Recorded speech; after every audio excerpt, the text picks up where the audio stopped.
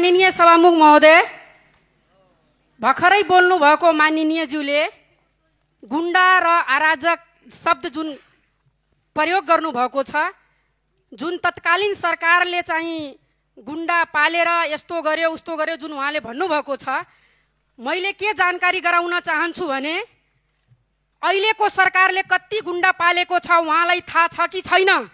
यदि थाहा छैन भने हामी प्रमाणका साथ त्यो हामीले चाहिँ जुन उहाँहरूले अराजक भन्नुभयो, जुन गुण्डा भन्नुभयो, उहाँहरूले चाहिँ कतिको अराजकता गर्नुभएको छ र कतिको सभ्य भाषा बोल्नु भएको छ। एउटा माननीय भएकोले आफ्नो चाहिँ 4 मिनट 5 मिनट बोल्ने जुन वक्तव्य हुन्छ त्यो बोलिसकेपछि फेरि पनि नियम आपत्ति भइसकेपछि स्पष्टीकरण दिन मिल्दैन।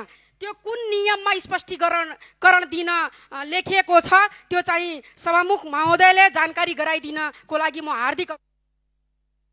मैले अघि बोलेको एउटा शब्द गुण्डाराजप्रति उहाँको आपत्ति भएछ। मलाई के लाग्यो भने यो छलफलमा भाग लिनेमा 21 को ङले भन्छ कि बोल्न पाउने अधिकारलाई सदनको कार्यमा बाधा पर्ने मन्साले दुरुपयोग गरेको जस्तो मात्रै लाग्यो। यदि त्यो गुण्डाराज शब्द आपत्ति भएछ भने एउटा कुरा प्रश्नसँग भन्न चाहन्छु, तत्कालीन सरकारले केही मानिसहरूले आफ्नो नजिकमा लिएर त्यही सरकारले इन्काउन्टर गरेका गुण्डाहरूको लिस्ट देखाइदिउँ सभामुख महोदय।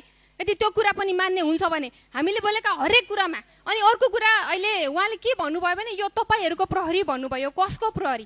सरकारको प्रहरी कि जनताको प्रहरी कि प्रतिपक्षको प्रहरी कि सत्ता पक्षको प्रहरी? कसको प्रहरी भनेर उहाँले इङ्गित गर्न खोज्नु भएको। त्यसकारणले यो तपाईहरूको प्रहरी भन्ने शब्दलाई आज नै अहिले नै यो संसदको रेकर्डबाट हटाउनको लागि म सम्मानित सभामुख महोदय मार्फत आग्रह गर्न चाहन्छु। धन्यवाद। प्रहरी जनताको हुन्छ हजुर, कुनै सत्ताको चाकडी गर्नेवाला प्रहरी हुँदैन। धन्यवाद।